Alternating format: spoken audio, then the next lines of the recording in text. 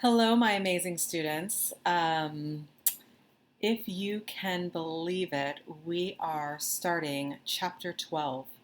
And as you might know, that means that there is one more chapter before our semester is done, at least in regards to the textbook. So, how exciting! Um, Chapter 12 is talking about psychological disorders, which obviously I think is fascinating. And so, I think some of you maybe have had some personal experiences with psychological disorders, mental illnesses, whether that has been a personal struggle, or whether you have had a family member or a friend or a coworker or an acquaintance who struggled with a psychological disorder. I think most of us have at least had some exposure to psychological disorders and have some understanding of how much they can influence a person and their functioning. And so maybe some of you have never had a personal experience with someone who has a psychological disorder, and so maybe a lot of this information will be new for you. Regardless, let's hop in. The book tells us that psychopathology is the study of abnormal behavior and psychological dysfunction. And so, how do we make these kinds of designations in the field? Well, the book tells us that there are some factors to consider. Usually, someone with a psychological disorder is going to have what we would consider unusual thoughts and behaviors. Most of the time, these thoughts and behaviors are against what we would consider social norms. They often cause the person who has the psychological disorder to have significant discomfort and or distress. And there's usually a lot of maladaptive behaviors that are happening. And what that means is that most people who have psychological disorders are really struggling with day-to-day functioning. And in addition to that, as some of you may already know, there can be a danger aspect, both a danger to self and sometimes a danger to others. Psychological disorders are defined as disorders that cause, again, significant distress and inability to function in daily life. And again, that harm to self or others. As you can imagine, living with a psychological disorder can cause difficulty not only for the person who has the disorder, but also for their loved ones. As we talk about the root of psychological disorders, as you can imagine, there are many thoughts on what cause psychological disorders. As we go through these, again, a lot of them will be familiar from previous chapters, but the different models that are presented in the book are biological. And the biological model would say that psychological disorders have their root in physiological and or genetic issues. The psychodynamic, psychoanalytic model would say that psychological disorders come from repressed thoughts, memories, and or concerns. Again, this is Freud's school of thought. That will probably be familiar to most of you. The behaviorist model would say that psychological disorders have their root in maladaptive learned behaviors. The cognitive model would say that psychological disorders are due to illogical thinking patterns. And the sociocultural model would say that psychological disorders have their root in behavioral shaping that has been informed by their social groups and or culture. Most of us who work in the field, as you've probably heard me say before, take a pretty eclectic approach here, meaning that most of us find that mental illness has its roots in most of these things. There is usually a biological root. There is usually a psychodynamic root, a behavioral root, a sociocultural root, a cognitive root. All of these things seem to be at the core of most psychological disorders. And so taking an eclectic approach means that I can take each client on a case-by-case basis, and I can review their history and their symptomology, and I can make determinations based on their individual set of circumstances. And it also means that I can borrow from all of these models in considering my treatment options as well. And so, how do we go about diagnosing psychological disorders within the field? There are a number of different ways, but the main way is something that we call the DSM. And this is the Diagnostic and Statistical Manual of Mental Disorders. And it is a big, thick book. Yes, we use this. It's been assembled by a group of professionals who work in the field of psychology, and they put together a list of recognized disorders that are currently within the field. It is interesting to note that the DSM has gone through changes over time. Some disorders have been eliminated, some have been changed. As we know more, modifications are inevitable.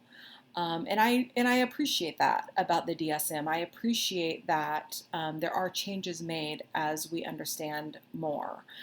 Sometimes there are changes made that some of us in the field don't necessarily agree with, and so there are ongoing conversations about how we diagnose and what is included in our diagnostic manual. But for the most part, this is what we kind of all commit to as our source of diagnostic information. Specifically, most of us use the DSM as a universal resource for tracking symptomology, progression, and really just as a criteria. And so how does this work in actual practice? So I will tell you, I'll just kind of walk you through my process. I have clients fill out a set of paperwork prior to our appointment. And that paperwork asks a lot of questions about their psychological history, relational history, medical history. It also does ask more specific questions about symptomology. And so when clients come in for their initial session, we talk through their psychosocial history and their specific symptoms, specifically the ones that brought them to my therapy couch. And as we talk through symptoms and psychosocial history, and as I make observations, after working in the field for almost 20 years now, I've kind of perfected kind of narrowing down my diagnosis pool as we talk more. And some of that, again, is based on client reporting, and some of that is based on my observations throughout that initial session. And as time goes in, I kind of rule in and rule out potential diagnoses. And then I review a checklist with my client of symptoms. And in order to give a diagnosis, clients usually have to meet a certain number of criteria. And so once we go through a checklist and figure out whether a client has met that criteria, I proceed with diagnosing. Most of us give preliminary diagnoses and then give ourselves the option to modify that if necessary as we get more information through our process with clients. The DSM gives us 20 categories for diagnosing. Again, these change depending on what edition of the DSM you're working from. But some of those categories are depressive disorders, anxiety disorders, schizophrenia spectrum disorders, psychotic disorders, feeding and eating disorders, neurodevelopmental disorders, personality disorders, intellectual disabilities, trauma and stress-related disorders, obsessive-compulsive disorders. Again, there are a lot of categories within the DSM that we have to understand and sort through so that we can provide the best diagnostic information possible for our clients. Your textbook focuses more attention on some of the specific disorders. I'm guessing that the disorders chosen were done so because maybe they were the most commonly diagnosed. I know these are definitely the diagnoses that I use most in my own practice. And so let's talk through them a little bit. We have anxiety disorders. And anxiety disorders are excessive or unrealistic anxiety. Now, I do want to take a moment here to distinguish between, normal situational anxiety and clinical anxiety. So let me give you an example. You have a final exam coming up, and on the day of the exam, you realize that you have not prepared well. You have not done all of the reading, you have not reviewed your notes, you have not watched your videos, you are not prepared for your exam. And so you're sitting there getting ready to take the exam and you just feel sick to your stomach, you feel stressed, you feel anxious, and that would be normal. If you are going into a final exam knowing that you are not prepared, it would be normal to feel some anxiety. Now, if you spent weeks and weeks studying for your exam, studying and studying and restudying and reviewing and reviewing and re-reviewing all of the information that you've learned over the course of the semester, and you are sitting waiting to take your exam and you are just overwhelmed by anxiety, that is probably abnormal, excessive anxiety, certainly unrealistic anxiety. The book talks more specifically about GAD, which is generalized anxiety disorder. And generalized anxiety disorder can also be called free-floating anxiety. And what that means is that this is anxiety that does not have a clear precipitator. As we were saying before, in the exam example, if you have studied and studied and studied and you still have anxiety, that's unrealistic. Free-floating anxiety would be anxiety that happens when you're out shopping at Target and all of a sudden, out of nowhere, you just feel overwhelmed by anxiety. And you think, what caused that? And you can think of no source. That's free-floating anxiety. So someone with generalized anxiety disorder is going to experience anxiety off and on for no known reason that they can identify. The book also talks about phobias, and phobias are these irrational, persistent fears of specific objects. To use an example that I think most of us are familiar with, most of you have probably heard of arachnophobia. Arachnophobia is the fear of spiders. And so again, I want to make a designation.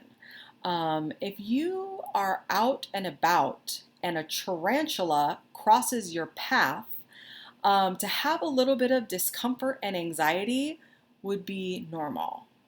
And yet, if every time you see a picture of a spider or encounter a toy spider or see a spider in a movie or in an enclosure at the zoo and have an intense fear response, that's not normal. That's probably a phobia. The book goes on to talk about social anxiety, which is, this overwhelming fear of being in a place where escape, um, an overwhelming fear of being viewed negatively in a social situation. And so whenever you go out and you're around people, you are constantly on guard. You're constantly feeling like you're going to come out of your skin, because you are afraid that people won't like and accept you, that they will view you negatively. And again, there is a spectrum of normal and abnormal. And based on the previous examples, I think you could probably figure out where that crosses over. Then the book talks about something called agoraphobia. And agoraphobia is when you are afraid to go in public, specifically into places where escape might be difficult or impossible, or at least that you perceive that escape would be difficult or impossible. Agoraphobia can be incredibly severe, and sometimes it will render people unable to leave their homes. And so, it can have very, very serious effects for people who struggle with it. The book also talks about OCD, which most of you have probably heard of. OCD, of course, is obsessive compulsive disorder. And with OCD, sufferers have intrusive thoughts that cause anxiety, which are usually accompanied by ritualistic behaviors that are aimed to decrease the anxiety. As an example, someone who has a fear of germs and who has OCD may find themselves washing their hands hundreds of times a day to alleviate that intense anxiety about germs. And that anxiety cannot be alleviated without that ritualistic hand washing behavior. A lot of times, OCD can be accompanied by like a specific number of times that someone needs to do something in order to alleviate the anxiety.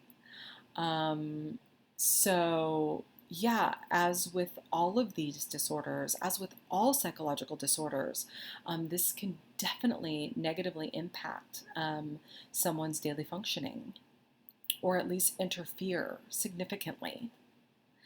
The book also talks about ASD and PTSD, ASD being acute stress disorder, PTSD being post-traumatic stress disorder. The distinction given is that acute stress disorder is anxiety symptoms following a traumatic event. And PTSD is when those symptoms persist for more than a month. And so some examples of trauma-producing events might be serving in a war situation or a combat zone, a catastrophic natural disaster, physical or sexual violence. All of these traumatic situations could produce ASD, which could then turn into PTSD. Next, the book transitions to talking about dissociative disorders. And dissociative disorders are a break in consciousness, memory, or sense of identity. The most common is dissociative identity disorder, which we used to call multiple personality disorder. And these disorders seem to have their roots in extreme trauma. As an example, someone experiences a violent attack, and they cannot stop thinking about it. And eventually, this drives their unconscious to create a separation from the trauma. an identity that is separate from the attack. And so they create an alternative personality. And so there is some skepticism within the field about this diagnosis and its legitimacy. There are definitely some great tapes out there that have been done to bring awareness to dissociative disorders. Yeah, it's if you see someone living with this disorder in person, it's pretty heartbreaking. The book goes on to talk about mood disorders, and mood disorders are extreme emotional fluctuations, kind of like poles. Um, so you've got the depressive side, and then you've got the manic side. Those are the two poles. So on the depressive side, we have intense sadness. Major depressive disorder is the most common. In addition to sadness, this is little pleasure in activities that used to bring pleasure. A lot of times people are tired. There's changes in eating and sleeping habits, sometimes suicidality. And so it can really negatively impact someone's quality of life. And then on the mania side, you've got extreme happiness, but more specifically, you have excessive excitability, excessive energy, excessive elation. A lot of times there will be rapid speech and a lot of impulsive behaviors. For example, people who are in a manic state will often engage in really risky behaviors, indiscriminate sexual behaviors, gambling, shopping sprees. It can really negatively impact someone's life. And bipolar, as many of you know, is when someone fluctuates between major depression and mania. There are a lot of great treatment options for bipolar disorder, but without treatment, this can be incredibly difficult to manage. The book goes on to talk about eating disorders. I'll run through these very quickly. Some of you may be familiar with these, but there's anorexia, which is just refusing to eat in an effort to control weight. Bulimia, which is binge eating in private and then purging. Again, this is usually about weight control. And then you have binge eating without the purging. The book also talks about different sexual dysfunctions and transitions to talking about schizophrenia. And schizophrenia is a long-lasting psychotic disorder where there is a break from reality. Often people with schizophrenia have delusions, speech and thought disturbances, hallucinations, usually very odd or eccentric behaviors, extreme emotion or just flat affect, which means kind of no emotion. Obviously, this impacts their ability to have meaningful relationships and jobs and routines because the interference is just so severe. The book transitions then to talking about personality disorders, and personality disorders have a tendency to just affect the entire life adjustment of a person. A lot of times there's a lot of rigidity and inability to adapt to social norms. The book talks about clusters, cluster A, which is odd or eccentric thoughts and behaviors, and then cluster B, which is dramatic or erratic thoughts and behaviors, and then cluster C, which is anxious and or fearful thoughts and behaviors. Cluster A is paranoid, schizoid, schizotypal. Cluster B includes antisocial, borderline, histrionic, narcissistic. Cluster C includes avoidant, dependent, obsessive compulsive. All of these personality disorders make the quality of life for those who struggle with them incredibly difficult, especially in regards to intimate relationships. They can be very chaotic, disjointed, unsatisfying. The book talks in a little bit more detail about antisocial personality disorder, which is those who would kind of live against society, breaking the law, disobeying the rules, a lot of dishonesty, using other people with little to no thought about consequences. So as you can imagine, it'd be very difficult to be in a healthy relationship with someone with an antisocial personality disorder. Also a borderline personality disorder.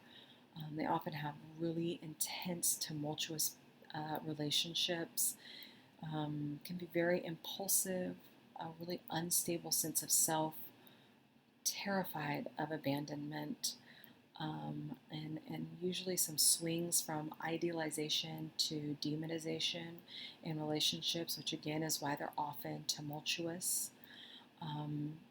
Again, with treatment, a lot of these psychological disorders can improve.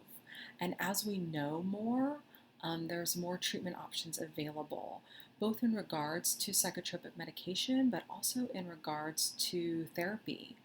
And so, there's increased hope over time that those who struggle with psychological disorders have a chance at normal, healthy lives and relationships. But these things left untreated have really dire circumstances or outcomes. And so my question for you is, do you have personal experience with psychological disorders that you'd be willing to share? Please don't share more than you're comfortable sharing, but if you have had an experience that you would be willing to share, please do so in the comments. If not a personal experience, perhaps something that you have seen in a movie or a TV show that impacted you. As you know, your project for this week is to watch a movie featuring a character with a psychological disorder and then to write a response. And so I will look forward to that in addition to your comments on this video. I wanted to remind you again that we have one more chapter left before we are done with the textbook for this semester, if you can believe it. Then we'll be on to a final, which will be comprehensive. So you'll want to review all your notes from reading and video viewing, your discussion topics, quizzes, exams, assignments, projects. The comprehensive final could include something from all of that. So please prepare well. Good news about your final is that there will be a study guide. The bad news is that there will not be an extra credit assignment after the fact, so you will want to make sure that you are prepared well. Next week we're on to chapter 13. Then we'll have a week off for Thanksgiving, and then our final week for you all. I want good things for you for the end of our semester together. I want good things for you for whatever comes next. So good luck to you. And as always, if you have questions, please feel free to reach out to me via email, and I will try to get back to you as soon as I can. All right, my amazing students, have a great week. Good luck with chapter 12. Enjoy, take it in, learn as much as you can, and I will talk to you all again soon. Take care. Bye-bye.